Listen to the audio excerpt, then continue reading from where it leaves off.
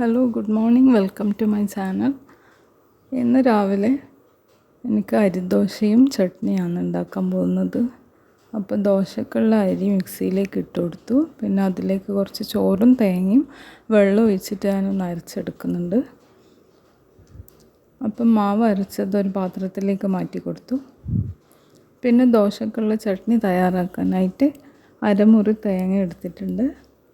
അതിലേക്കൊരു 2 അല്ലി വെളുത്തുള്ളി, ചെറിയ ഉള്ളി എല്ലാം കൂടി ഞാൻ എണ്ണയിലൊന്ന് വഴറ്റിയെടുക്കുന്നുണ്ട്. അതിലേക്ക് മുളക് പൊടിയും തേങ്ങയും കൂടി ചേർത്ത് അത് മിക്സിയുടെ ജാറിലേക്ക് ഇട്ടിട്ട് ചട്നി ഒന്ന് അരച്ചെടുക്കാം.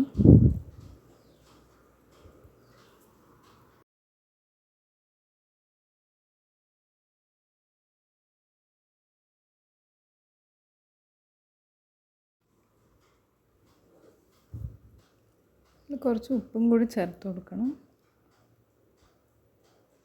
അപ്പോൾ ചട്നി അരച്ചെടുത്തത് ഒരു പാത്രത്തിലേക്ക് മാറ്റി കൊടുത്തു. പിന്നെ അതിലേക്ക് കടുകും കറിവേപ്പിലയും കൂടി താളിച്ചു കൊടുത്തിട്ടുണ്ട്.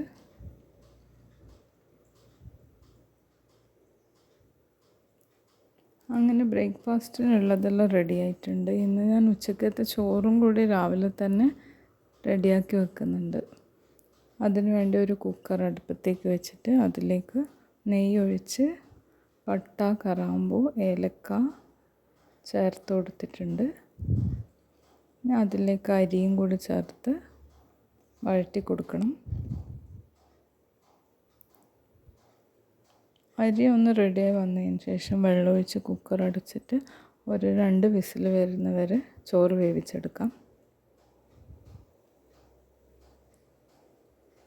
ഇന്ന് ഉച്ചക്കേക്ക് ഞാൻ നെയ്ച്ചോറും ചിക്കൻ കറിയാണ് ഉണ്ടാക്കാൻ പോകുന്നത്. അപ്പോൾ അതിനുള്ള ചിക്കൻ കറി കൂടി ഒന്ന് റെഡിയാക്കി എടുക്കണം. അതിനു മുമ്പ് ഞാൻ മല്ലിയില കഴുകി ഉണക്കി വെച്ചിട്ടുണ്ടായിരുന്നു. അതൊന്ന് ഒരു കണ്ടെയ്നറിലാക്കി സ്റ്റോർ ചെയ്ത് വെക്കണം. ഈ ഒരു കണ്ടെയ്നറിൽ ടിഷ്യൂ പേപ്പർ വെച്ച് മല്ലിയില വെച്ച് കഴിഞ്ഞാൽ 2 ആഴ്ചയെങ്കിലും കേടുകൂടാതെ ഇരിക്കാറുണ്ട്. ഇനി ഒരു പാത്രം സ്റ്റൗവിലേക്ക് വെച്ച് അതിലേക്ക് എണ്ണ ഒഴിച്ച് കൊടുത്ത് ഇഞ്ചി, വെളുത്തുള്ളി, പച്ചമുളക് പേസ്റ്റ്, സവാളയും കൂടി ചേർത്ത് നന്നായി വഴറ്റിയെടുക്കുക. ഇപ്പോൾ സവാള നന്നായി വഴണ്ട് വന്നു കഴിഞ്ഞാൽ തക്കാളി ചേർത്ത് കൊടുക്കുക. പിന്നെ അതിലേക്ക് ചിക്കൻ കൂടി ചേർത്ത് വെള്ളം ഒഴിച്ചിട്ട് നല്ലോണം ഒന്ന് വേവിച്ചെടുക്കണം.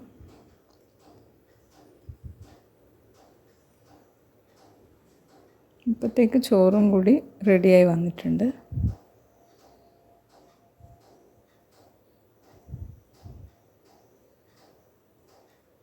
ചിക്കനിലേക്ക് കുറച്ച് മല്ലിയില കൂടി ഇട്ട് കൊടുക്കുന്നുണ്ട്. ഇനി ദോശ ഒന്ന് ചുട്ടെടുക്കണം.